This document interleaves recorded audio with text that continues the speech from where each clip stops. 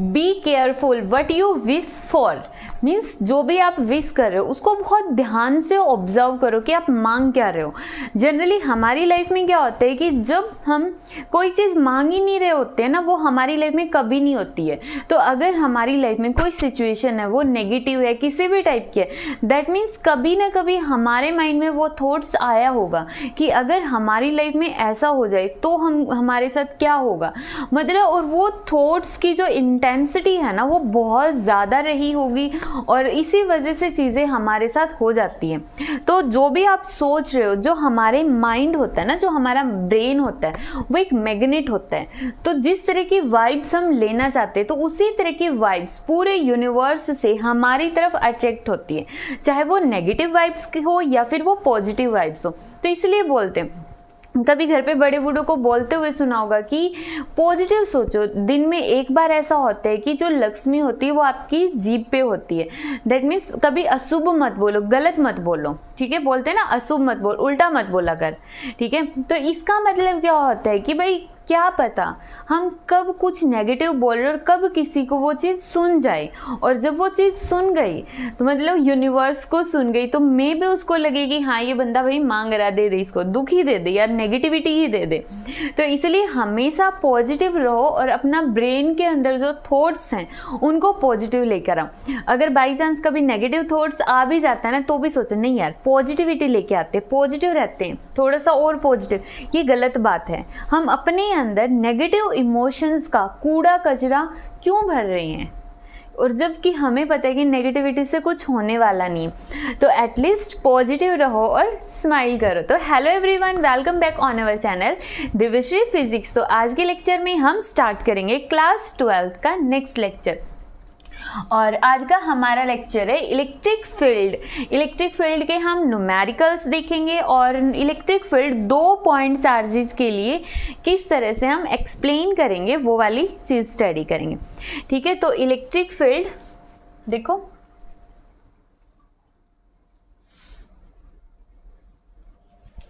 तो यहाँ पे टॉपिक हम स्टार्ट करते हैं। इलेक्ट्रिक फील्ड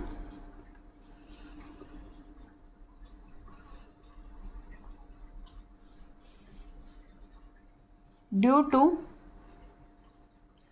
2 पॉइंट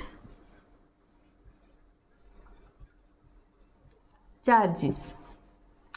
अभी तक हमने देखा कि जो इलेक्ट्रिक फील्ड होती है उसका फॉर्मूला क्या होता है, force divide by test charge, simple, ठीक है। अभी ये तो सिर्फ एक सोर्स चार्ज के लिए था ना कि अगर एक ही चार्ज है, अगर मान लो हमारे पास कुछ इस तरह का सिस्टम दिया हुआ है, मतलब है अभी भी उस टाइम पे भी 2 चार्ज थे, कौन कौन से, क्यू और क्यू नॉट।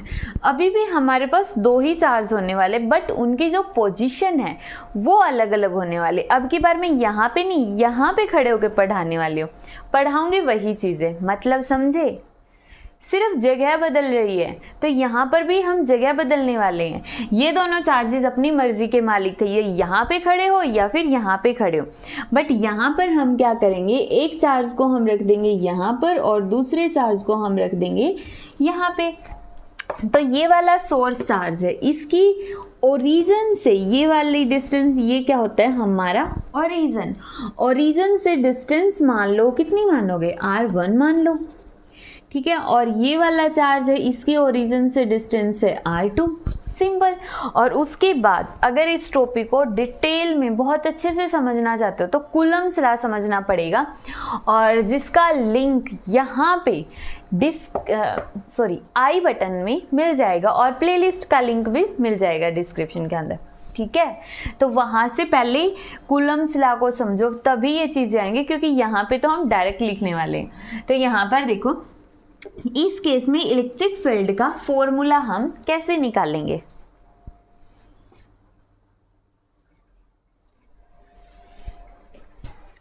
तो इलेक्ट्रिक फील्ड का फॉर्मूला तो हमें पता है। इलेक्ट्रिक फील्ड का फॉर्मूला होता है force divide by test charge, ठीक है। 1 2 है, मान लो ये वाला फर्स्ट चार्ज है, ये वाला सेकंड चार्ज है, तो इलेक्ट्रिक फील्ड 1 2 ही बोल रहे हैं ना, तो फोर्स भी कितना हो जाएगा, 1 2। दोनों चार्जेस के बीच का फोर्स सिंपल है ना।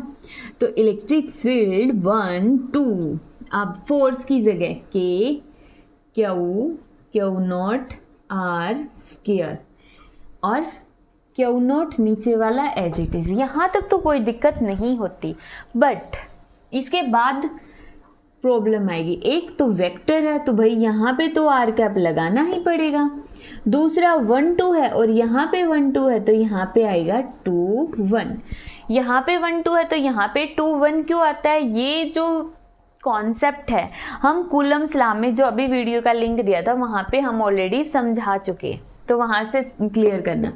आर कैप को हटाओगे तो वेक्टर डिवाइड बाई R21, एक तो स्केयर और एक यहाँ पे सिंगल पावर, तो दैट मीन्स यहाँ पे कितनी पावर बन गई? 3 पावर बन गई। क्यू नॉट से क्यू नॉट, तो electric field 1 2 is equal to K Q R की क्यूब 2 1 आर कैप 2 1, सिंपल। ये आ गया। जब दो चार्जेस ओरिजिन पे, जैसे मान लो ये सोर्स चार्ज ओरिजिन पे होता तब तो दिक्कत नहीं थी, तब तो सिंपल फॉर्मूला बन जाता हमारा जो हम स्टडी कर चुके हैं, वहाँ पे 2 1 या 1 2 जैसा कोई कॉन्सेप्ट नहीं होता है। बट अगर जो सोर्स चार्ज है वो ओरिजिन से दूर है, ठीक है, तो ओरिजिन से अगर दूर है तो उस केस में क्या होगा? उस केस में हमें कैप वाला कॉन्सेप्ट यूज करना पड़ेगा। मींस इस तरह से हम चीज़ों को सॉल्व करेंगे। वैसे तो ये यहाँ पे कंप्लीट हो जाता, बट इसको हम एक तरह से और लिख सकते हैं 1 2 के क्यू आर क्यूब 2 1। इसको हम क्या लिख सकते हैं? R1 minus R2। क्लियर? इसको हम इस तरह से भी लिख सकते हैं, नीचे भी लिख सकते हैं इस तरह से R1 माइनस R2 की पावर क्यूब, ऐसे भी कर सकते हैं। तो मर्जी है हमारी, हम कहाँ पे इसको छोड़ के आते एग्जाम में, कोई प्रॉब्लम नहीं है। अगर तुम यहाँ पे भी छोड़ दोगे तब भी कोई मार्क्स नहीं कटेगा, ठीक है। तो मतलब दो चार्जेस की वजह से तो हमने निकाल, देखो ए वाटर पार्टिकल ऑफ मास, सबसे पहला, ठीक है। अभी प्रैक्टिकल 2 वे तो हमने पढ़ लिए। अब इस प्रैक्टिकल में भी थोड़ा सा, भाई बच्चे बोलते हैं नहीं मैम ये तो ऊपर ऊपर की बातें बोल दी, ये तो हमें पता ही है, तो थोड़ा सा कुछ लॉजिक बताओ ना वीडियो बनाने का, कुछ तो लॉजिक होगा। हमने लिखा है कि न्यूमेरिकल्स को 0 से न्यूमेरिकल में हीरो बन जाओ, बहुत अच्छे से सारे न्यूमेरिकल्स के तुम मास्टर बन जाओगे, मतलब क्यों बोला हमने? तो उसमें से सबसे फर्स्ट रूल है स्टेटमेंट पढ़ो और उसकी एक एक लाइन से जो तुम्हें दी हुई टर्म्स है उनको लिख दो, जो भी इंफॉर्मेशन तुम्हें दी हुई है उसको राइट डाउन करो। तो सबसे first point, right given information, given information. But इसका मतलब ये बिल्कुल भी नहीं है कि तुम स्टेटमेंट चिपकाने लग जाओ, ऐसे नहीं करना है। तो स्मार्टली काम करो, बिल्कुल स्मार्टली, जैसे तुम स्मार्ट से बच्चे हो ना, स्मार्टली काम करना सीखो। इन्होंने कहा water particle of mass 10 milligram, समझ आया? वाटर का पार्टिकल है, मास कितना? 10 मिलीग्राम, लिख दो मास कितना है? 10 मिलीग्राम। किसका पार्टिकल है? वाटर से बना हुआ पार्टिकल है, ठीक है। इतना मेन बात था कि मास दिया हुआ है। दूसरा point, and having a charge this much stage suspended in A room, मतलब चार्ज दे दिया। दूसरी लाइन से समझ आया? चार्ज कितना? 1.50 इंटू 10⁻⁻⁶ कूलम, इतना चार्ज दे दिया। और रूम में सस्पेंडेड है, मतलब वो लटक रहा है रूम में। क्या धागे से लटक रहे हैं? वैसे ही लटक रहा है, ठीक है। आगे पढ़ो। What is the magnitude of electric field? What is magnitude of electric field, ठीक है, in the room, and what is its direction? Direction के लिए एरो हमने पहले ही लगा दिया, मतलब हमें मैग्नीट्यूड भी चाहिए और डायरेक्शन भी चाहिए। तो बताओ कैसे निकालेंगे? देखो सबसे पहला हमने कहा राइट गिवन इंफॉर्मेशन, जो भी इंफॉर्मेशन दी गई है ना उसको नोट डाउन करो, एक लाइन पढ़ो और दिमाग लगाओ यहाँ से हमें क्या चीज़ निकल रही है। जैसे एक पहेली होती है और पहेली से हमें एक वर्ड में आंसर निकालना होता है, तो सिमिलरली यहाँ पर ये भी एक पहेली दी होती है, स्टेटमेंट इस टाइप से, वहाँ से हमें एक एक वर्ड निकालना होता है। पहली लाइन से ये निकला, दूसरी से ये निकला, तीसरी से ये निकला, ठीक है। अब जब हम इतना कर लेते हैं ना, तो मोस्टली टाइम जब मैं अपने स्टूडेंट्स को समझाती हूँ तो उनको ऑलमोस्ट समझ आ जाता, अच्छा मैम ये ऐसे होगा, इसमें तो ये फॉर्मूला लग जाएगा। तो वही चीज़ें होती है। एटलीस्ट अपना दिमाग लगाना स्टार्ट करो। जब यहाँ से लिखोगे ना तो तुम्हारा दिमाग ऑटोमेटिकली काम करेगा, और ऊपर से तुम्हें न्यूमेरिकल से प्यार तो हो ही गया, तो उनको भी तुमसे प्यार करना ही पड़ेगा, आज नहीं तो कल करना पड़ेगा। ठीक है, तो यहाँ पे जो वाटर का मॉलिक्यूल इन्होंने कहा वो सस्पेंडेड है इस तरह से। ठीक है, अब वो सस्पेंडेड है तो बट ऐसा कैसे हो सकता है, ये मार्कर हम इसको सस्पेंड कर देंगे तो नीचे गिरेगा, क्यों? क्योंकि मास नीचे है, तो अर्थ इसको इसका वेट इतना हो गया ना mg, तो अर्थ इतने फोर्स से अपनी तरफ खींच रही है, इसको ऐसे खींच रही है, तो ये तो नीचे गिरेगा ही गिरेगा। बट हम बोल रहे हैं ये तो सस्पेंडेड है, मतलब लटक रहा है, तो दैट मीन्स कुछ तो ऐसा है। क्या हमने इसको धागे से बांधा हुआ है? तो आंसर मिलता है नहीं।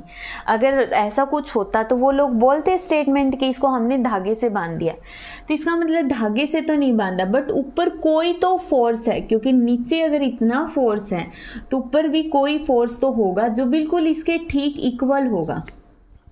ठीक है, जो फोर्स, अब नीचे भी फोर्स लग रहा है ऊपर भी फोर्स लग रहा है, तो ये क्या हो जाता है, बैलेंस हो जाता है।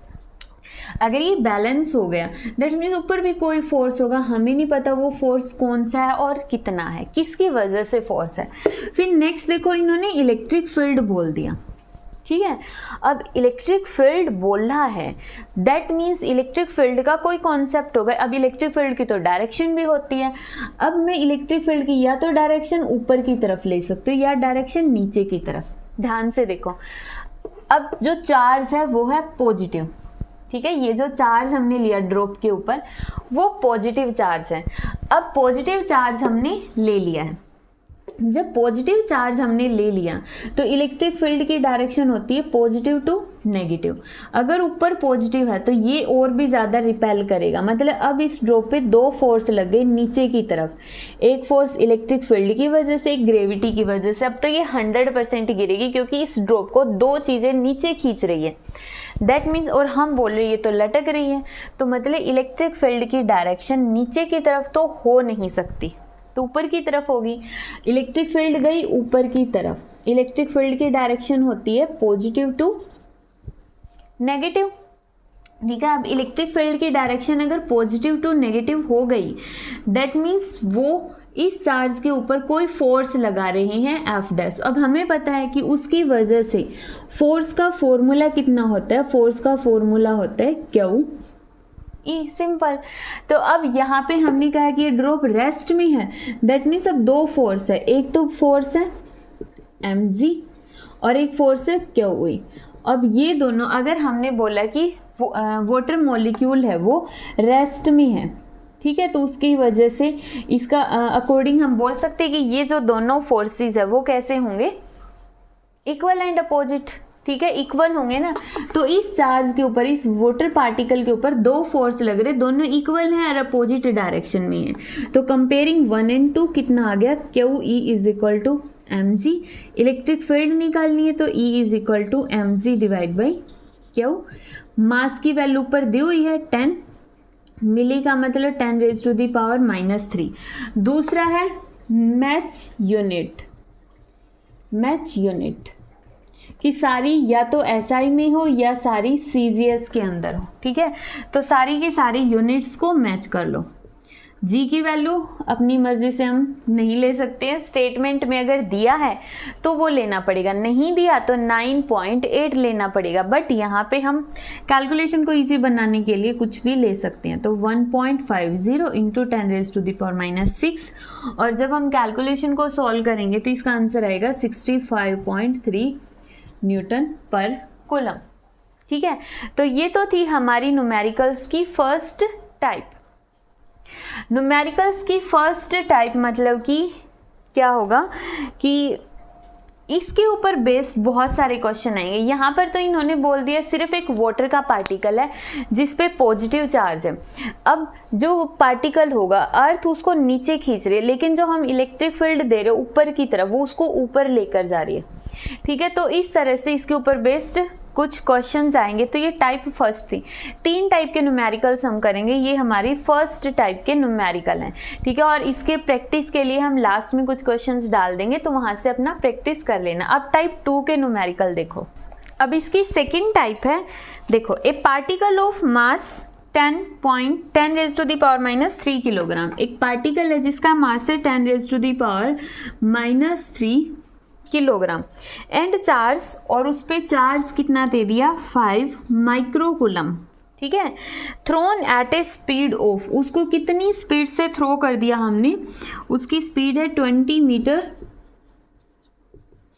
पर सेकेंड। ठीक है, against a uniform electric field, electric field कितनी दे दी इन्होंने 2 × 10⁵ न्यूटन पर कूलम।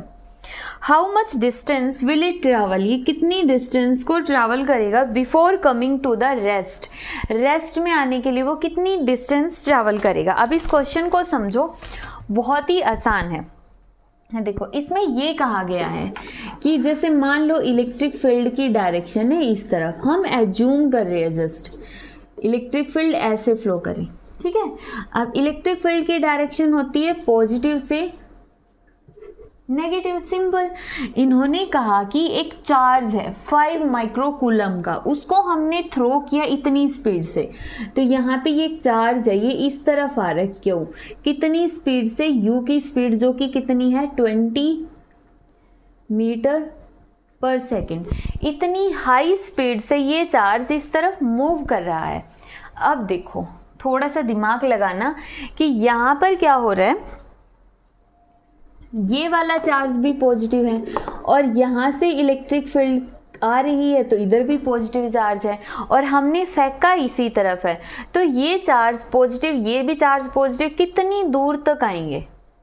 एक टाइम तो ऐसा होगा ना, ये पॉजिटिव चार्ज इसको रिपेल करना शुरू कर देगा। शुरू में तो ये कोशिश करेगा, जैसे क्या होते हैं बच्चों को स्कूल छोड़ने जाते हैं ना, जब वो छोटे होते हैं तो वो ऐसे घिसर रहे होते हैं और पेरेंट्स उनको पकड़ के ऐसे खींच रहे, और वो नहीं, मैं नहीं जाऊंगा, नहीं जाऊंगा, तो उस टाइम पे क्या होता है वो खींच रहे होते हैं बिल्कुल उसको पकड़ के। बट एक टाइम जब उसको अगर नहीं जाना है, वो जो घर की दहलीज जाते हैं ना, वहाँ पे गेट वगैरह को पकड़ के, हाँ अब तो मैं जाऊँगा ही नहीं, गेट पकड़ के खड़े हो जाते हैं, नहीं जाऊँगा, हिलूंगा भी नहीं यहाँ से, तो वो मतलब उनकी स्पीड वहाँ पे 0 हो जाती है। तो वही चीज़ है, ये पॉजिटिव पॉजिटिव मतलब रिपल्शन हो रही है ना, दोनों में रिपल्शन है, तो एक जगह तो ऐसी आएगी। अगर ये यहाँ से चलना शुरू हुआ है और यहाँ पे इसकी फाइनल स्पीड 0 हो गई, तो ये जो डिस्टेंस है s, वही हमें निकालना है। 0 क्यों होगी, कुछ सेकंडों के लिए, क्योंकि पॉजिटिव में रिपल्शन, उसके बाद जैसे स्पीड 0 हुई उसके बाद ये वापिस से दूसरी तरफ जहाँ से आता उसी तरफ रिपेल हो जाएगा। एक तो नेगेटिव इसको पकड़ के खींच रहा, ऊपर से पॉजिटिव इसको रिपेल कर रहा। ठीक है, तो इसको सॉल्व करने के लिए हमें क्या चाहिए, जहाँ पर भी ना फिजिक्स के अंदर एक चीज़ बहुत कॉमन है जो मैंने ऑब्जर्व की, वो क्या है, जहाँ पर भी कोई भी पार्टिकल मोशन में है, बहुत ज़्यादा मोशन में है, तो वहाँ पे क्या होता है, काइनेटिक एनर्जी आती है। ठीक है, अगर कोई पार्टिकल मूव कर रहा है, स्लो मूव कर रहा है, धीरे धीरे मूव कर रहा है, या बहुत ज़्यादा मूव कर रहा है, तो काइनेटिक एनर्जी तो आएगी ही आएगी। तो सबसे पहले हम निकाल लेते काइनेटिक एनर्जी ऑफ पार्टिकल, कितनी है 12 m²। हाफ मास कितना है 10⁻³ u कितना है 20, मतलब कि 20 का स्क्वायर, क्योंकि u का स्क्वायर है तो कितना आ गया 400, तो 2 से 2, तो यहाँ से कितना आ गया 2 0 और -3 मीन्स 0.2 जूल। ये आ गई हमारी एनर्जी, हमारी मतलब काइनेटिक एनर्जी आ गई पार्टिकल की। ठीक है, अब देखो इन्होंने पूछा है डिस्टेंस, तो दिमाग लगाओ। +1 में हमने वर्क एनर्जी थ्योरम पढ़ी थी, तो लिखो according to work energy theorem, according to work energy theorem, उसके अकॉर्डिंग क्या होता है, फोर्स इनटू डिस्प्लेसमेंट किसके इक्वल होता है, change in kinetic energy, initial energy minus final, final तो 0 होता है, ये आ गया। अब फोर्स इन्होंने दिया नहीं है, बट निकालना तो s है, यहाँ से आ गया 12 m² और डिवाइड बाई फोर्स। फोर्स नहीं दिया, बट तो क्या हुआ, फोर्स नहीं दिया, चार्ज भी दिया है और इलेक्ट्रिक फील्ड भी दिया, तो हमारे पास फॉर्मूला बन गया twice of charge into electric field. ठीक है, मास की कितनी वैल्यू है 10⁻⁻, ये तो हमने ऑलरेडी निकाल ली ना, 12 m², कितना आ गया 0.2।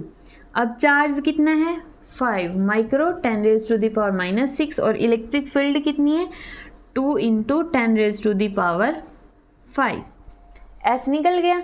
कैसे, कैंसल आउट कर दो जो भी हो रहा है, पॉइंट हटाओगे तो नीचे 10 आ गया, 2 से 2 कैंसिल हो गया, और यहाँ से देखो ये 10 इसमें जोड़ देंगे तो पावर 6, -6 और +6 ये भी कैंसिल, आंसर आ गया 1/5 मतलब 0.2 मीटर। ये कितनी डिस्टेंस ट्रैवल किया 0.2 मीटर के डिस्टेंस ट्रैवल करने के बाद ये रुक जाएगा।